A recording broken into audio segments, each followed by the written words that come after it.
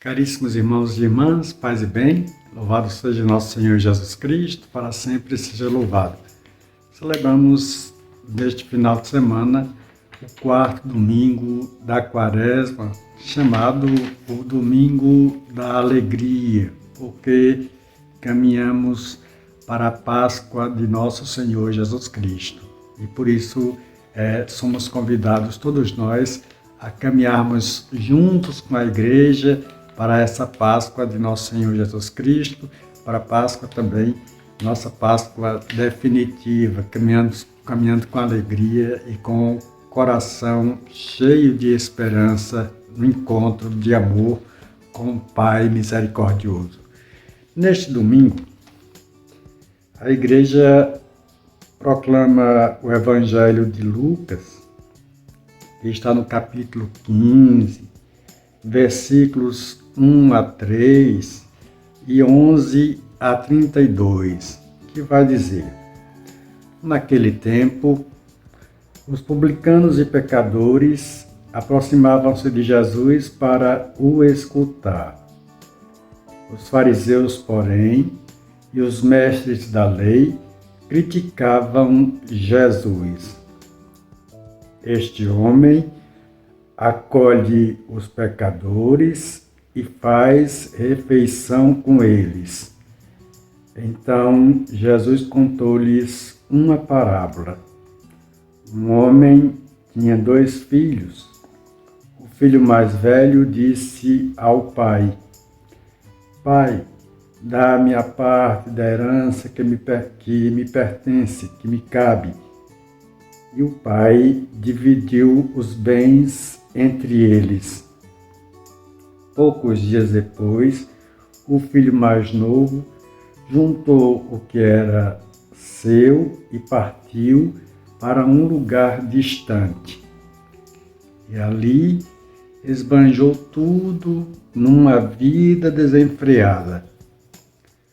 Quando tinha gasto tudo o que possuía, houve uma grande fome naquela região e ele começou a passar necessidade. Então, foi pedir trabalho a um homem do lugar que o mandou para o seu campo cuidar dos porcos. O rapaz queria matar a fome com a comida que os porcos comiam, mas nem isto lhes davam. Então, caiu em si e disse: Quantos empregados do meu pai têm pão com fartura e eu aqui morrendo de fome? Vou-me embora. Vou voltar para o meu pai e dizer-lhe: Pai, pequei contra Deus e contra ti. Já não mereço ser chamado teu filho. Trata-me como um dos teus empregados. Então ele partiu e voltou para o seu pai. Quando ainda estava longe, seu pai o avistou e sentiu compaixão.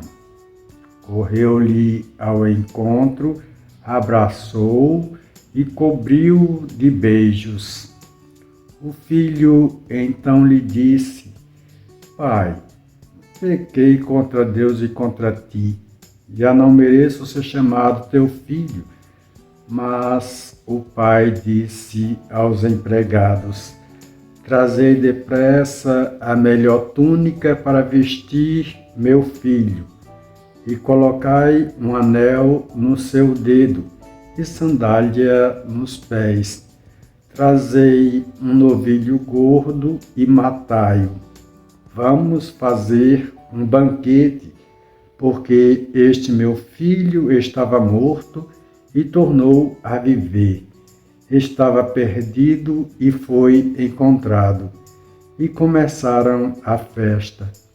O filho mais velho estava no campo.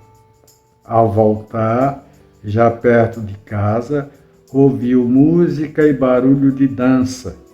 Então chamou um dos criados e perguntou o que estava acontecendo. O criado respondeu: é teu irmão que voltou. Teu pai matou o novilho gordo porque o recuperou com saúde. Mas ele ficou com raiva e não queria entrar. O pai, saindo, insistia com ele. Ele, porém, respondeu ao pai: eu trabalho para ti há tantos anos, jamais desobedeci qualquer ordem tua, e tu nunca me deste um cabrito para eu festejar com os meus amigos. Quando chegou esse teu filho, que esbanjou teus bens com prostitutas, matas para ele o novilho cevado. Então o pai lhe disse: filho, tu estás sempre comigo, e tudo o que é meu é teu.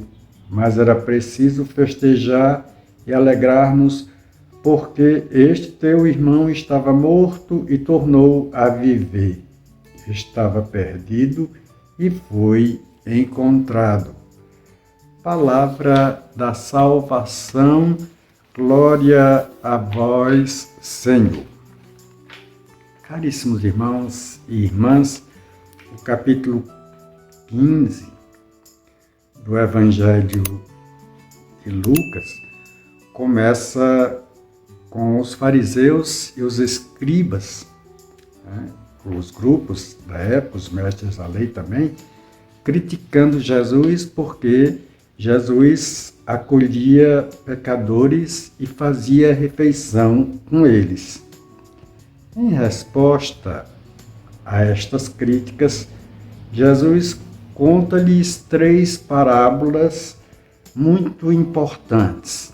Estas parábolas recordam a alegria de Deus pelo encontro, pela conversão de quem estava perdido. Lucas narra aí, nesse intervalo de 4 a 10, a ovelha perdida, a parábola da ovelha perdida, a moeda perdida e, finalmente, no versículo 11, o filho perdido. Essas parábolas revelam que a missão de Cristo é resgatar todos aqueles que estão longe e não apenas confirmar os que já se consideram justos. Os que se consideram justos já são justos, mas a missão de Jesus é resgatar todos aqueles que estão distantes. Teologicamente, isso nos ensina, nos mostra que Deus não exclui ninguém.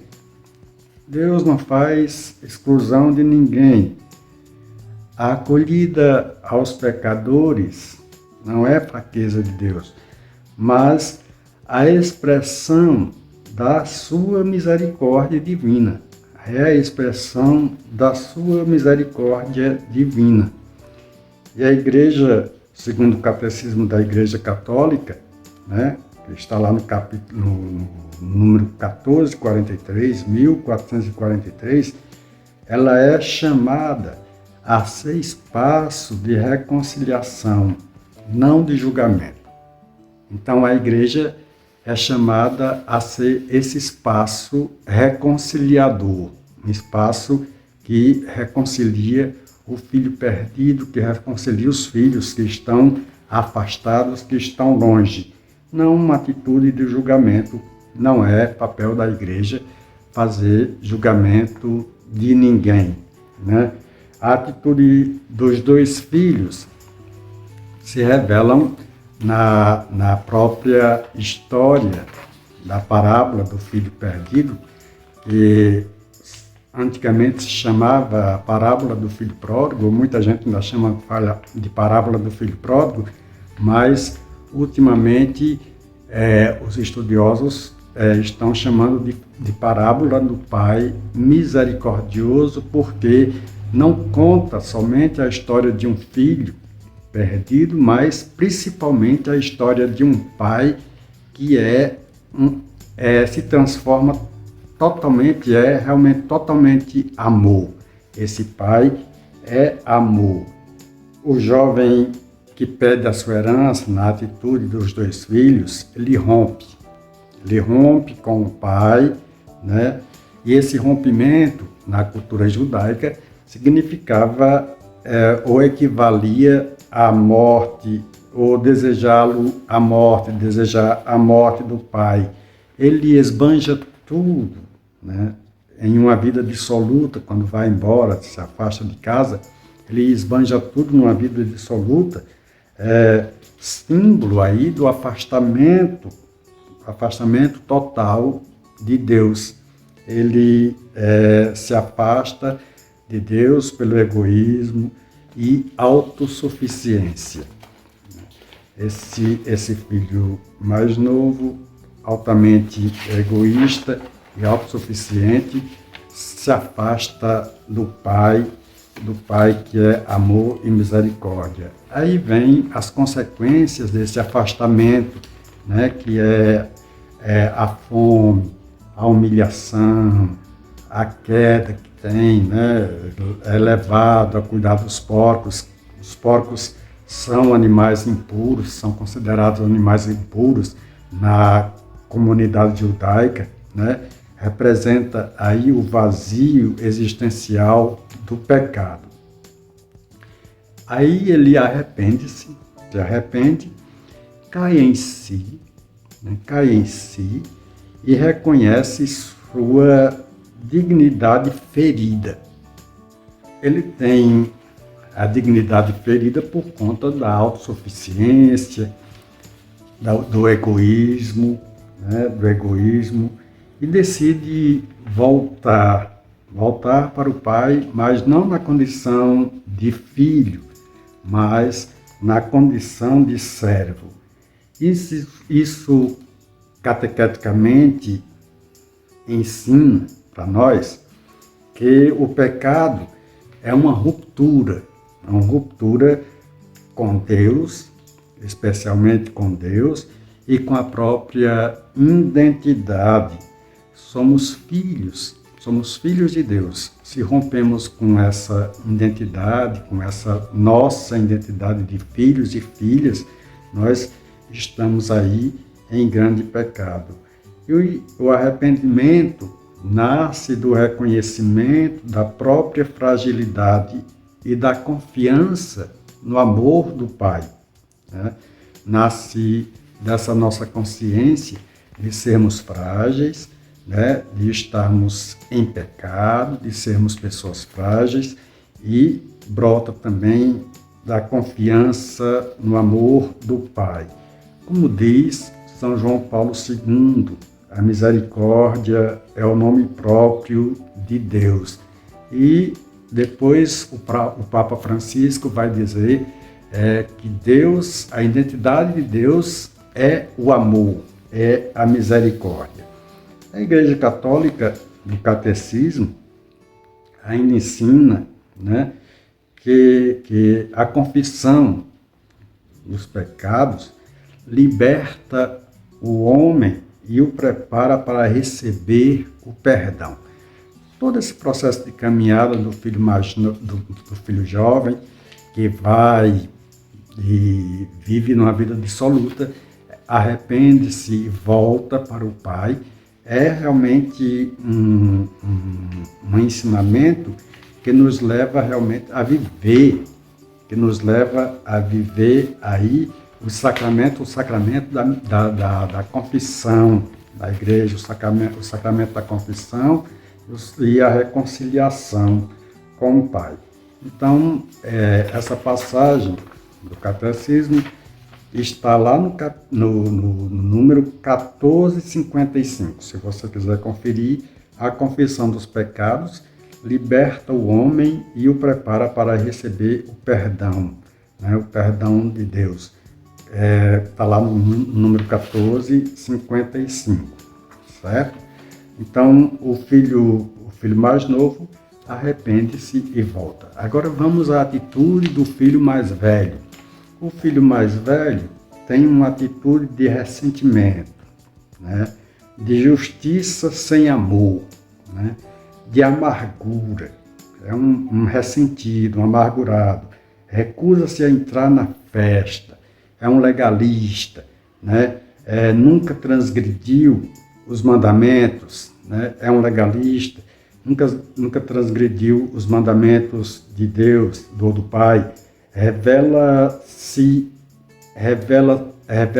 com essa atitude uma fé baseada em méritos e não em relação filial. Ou seja, assim como o filho havia rompido com o pai na cultura judaica, também significava o desejo de matar o pai, o filho mais velho também tinha esse mesmo desejo, estava esperando ali somente o pai morrer para ter os bens do pai em suas mãos. E o pai o chama de filho querido, né? Filho querido. E lembra que tudo que é do pai é dele também, ou seja, tudo que é do pai é nosso, mas a verdadeira herança é o amor, né? É o amor. A verdadeira herança é o amor de Deus, né? Tudo que Deus fez é bom para o homem e é nosso também, pertence a nós. Mas a verdadeira herança que Deus nos dá é o seu amor. Espiritualmente, isso nos adverte contra o orgulho espiritual de quem se julga melhor que os outros, né? A incapacidade de celebrar a conversão alheia, esquecendo que a misericórdia é dom para todos, né? Então, tudo isso revela, né, para nós que a nossa espiritualidade, quando nos julgamos melhores que os outros, ela é falha, né? E aí vem esta parábola, não é apenas sobre um filho que errou, né? Esta parábola não fala apenas de um filho que errou, ou de dois filhos que estão esperando, estão querendo romper com o pai, estão desejando a morte do pai em atitudes, né? Mas é sobre a misericórdia do pai, de um pai que nunca desiste de amar. É uma frase forte, um pai que nunca desiste de amar.